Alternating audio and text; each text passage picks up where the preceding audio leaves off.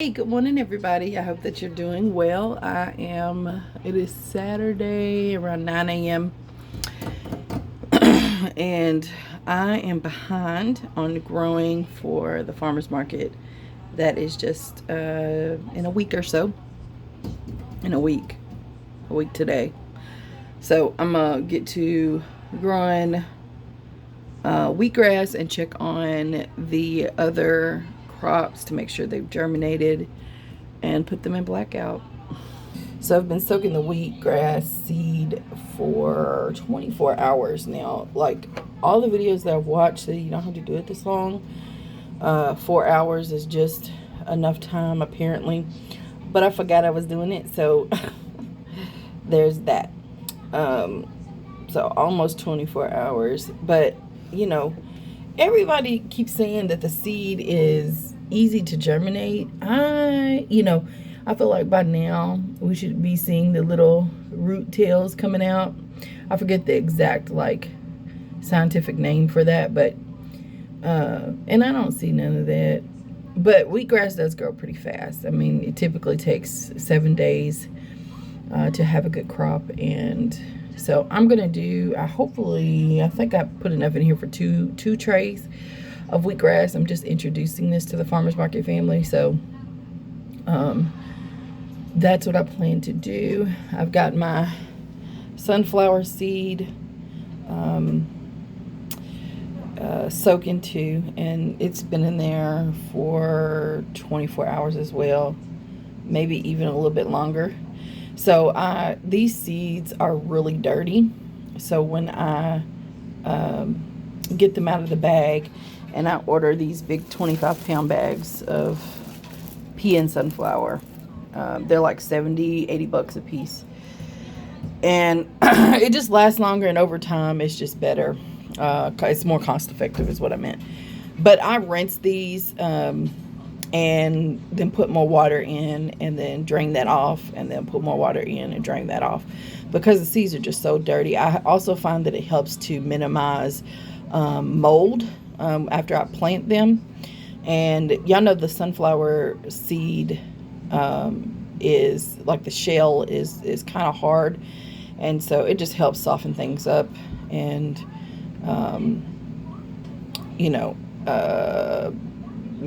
it gets things moving a little bit quicker as far as getting them to germinate. So I've got to plant these today. The others have been planted 3 days ago and should be germinating. So we're going to check on that. And then I need to water the worms and feed them. If you're interested, this is the seed I'm using for the wheatgrass.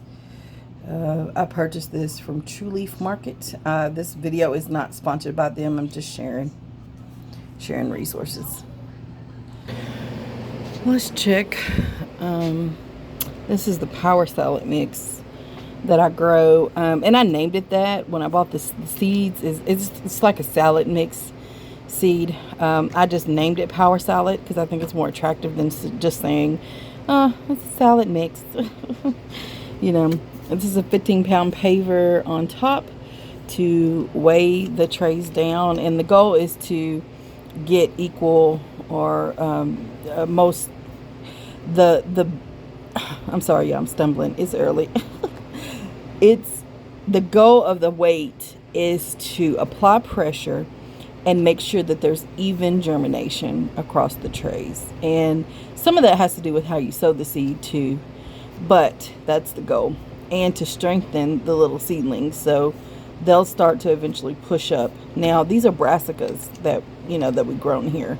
Our power salad mix has kale, broccoli, red cabbage, arugula, and kohlrabi in it. And so, those are little seedlings that are going to come up, versus the sunflower or the pea, where the stalks are just a little bit thicker. But it's just really good to help them get stronger, help with even germination. Do you have to buy 15-pound pavers to put on top of these trays? No. You can use water bottles, whatever. Some people buy cement and put cement in the tray, let it harden, and just have these trays sitting on top. It's the same concept. Didn't create this at all, y'all. I just Googled and like geeked out on how to grow microgreens and then went for it. So this is something I learned from somebody else. Let me remove this and I'll come back. Okay, let's take a peek-see and see if we have germination. Yes, we do. Y'all see that? There is germination. So this is great. That was the top tray. Let's look at the second tray. Yay! We have germination. That's perfect. So now what we're going to do is water them. Well, first I'm going to lay them out individually on the shelf, and then water. We're going to bottom water. This is the top tray with the seeds and the soil. This is the bottom tray that we just put water in. Then cover them. So I'm basically going to flip this one over and use it for the first tray, and then I have additional trays to flip over, and that's called a blackout phase. So we're going to put them in blackout, and we'll do that for 3 days, and then they go on the grow lights for 3 to 4 days after that, and that's it. We water them.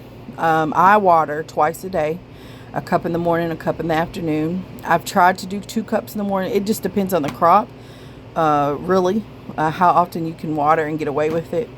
But 1 to 2 cups for brassicas, sunflower, pea is just fine. And you don't have to measure. It's just sometimes people, like when you get a recipe, you want to know exactly what the measurements are. But really just fill the bottom tray up, the bottom of the tray up, not fully, just the bottom, and you're good. You're good. Now for wheatgrass, it like a cup or less every time you water. It just doesn't take a lot of water, and they're easy to mold quickly. So my first grow of wheatgrass went well. The wheatgrass came up, but there was a little bit of mold, and I really was basically spraying the bottom of the tray. So that could be the humidity in the room. I do have a dehumidifier in the room, and I have to keep emptying that every so often because the tank fills up. So it could be the humidity, it could be the temperature, all these things, but really wheatgrass does not require a lot of water. So this tray didn't do too well with germination, so I'm going to give it another day. And sometimes this happens with top trays or seeds that are bigger. Moisture matters and all that, but when it's a top tray, sometimes it gets a little bit drier than the other trays. So I'm gonna just spray this lightly, mist it rather, and then I'm gonna put it back under the tray in the weight for 1 more day, and then continue with the process. It just happens sometimes. This is purple radish, or rainbow radish, and again, I get all my microgreen seed from True Leaf Market.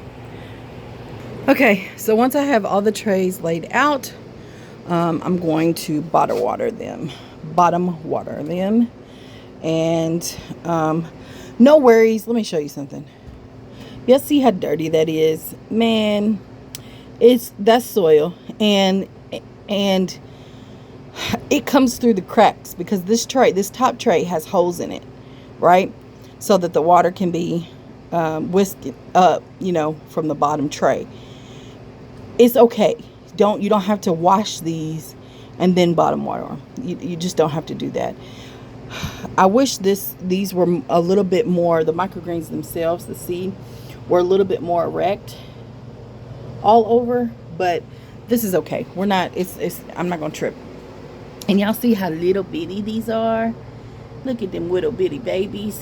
But I'm gonna put some water in this orange tray, the bottom tray, as much as I can, that will just cover the bottom of the tray, and then cover it up. So I'll show you what that looks like, the covering out of the blackout process. Okay, there we go. So I filled the bottom of the tray up, And y'all see how it's just covering the bottom? So it's not, the tray is not completely full of water. It's just enough to cover the bottom of the tray. Do y'all see that? Okay. That's it. That's it. And that's about 1 to 2 cups of water. Okay. And so, and then when we put them in blackout, so after I water each tray, I'm going to take a big tray, and you don't have to use these. It's just what I have. You can use another tray that looks like this, but I find that it gives it a little bit more space to grow, the microgreens to grow up. So that's why I use these. These are like the 2-inch trays or 2.5-inch trays or something. And then these are the 1.5-inch trays. I think these are 2 inches. This is like your typical 10 by 20 flat. And then these are the shallow trays, or the 1.5-inch trays. So to me, it just gives them a little bit more room, the microgreens, to grow, because I want them to be tall and strong, right? With a microgreen, you know how when we're planting tomatoes and eggplant and any other plant for our garden, and we don't want the seedlings to be leggy? Well, with microgreens, it's the opposite. you want that growth, okay? Because that means your yield increases, and it just looks beautiful. It's the way a microgreen is supposed to look. You know, it's just, it's better. So legginess is important with microgreens. But I'm gonna cover this. This is called the blackout phase, so that no light gets to the plants. That way they can reach that height that we want. And then after 3 days, I will uncover it and put it under grow lights for the remaining of the time. We'll keep watering every day, because the plants still need water to grow. But this is just the phase they're in, the blackout phase. The wheatgrass, again, does not have to go through a blackout phase, apparently. So that's how I learned it from Princeton. I forget his channel, Princeton something. And on the Grow, I also watched them to learn a little bit about microgreens. And so they're not sponsoring this video, just sharing resources. But I'm gonna get this done, y'all, and then check out the worms. Thank y'all so much for watching. Till next time. Peace.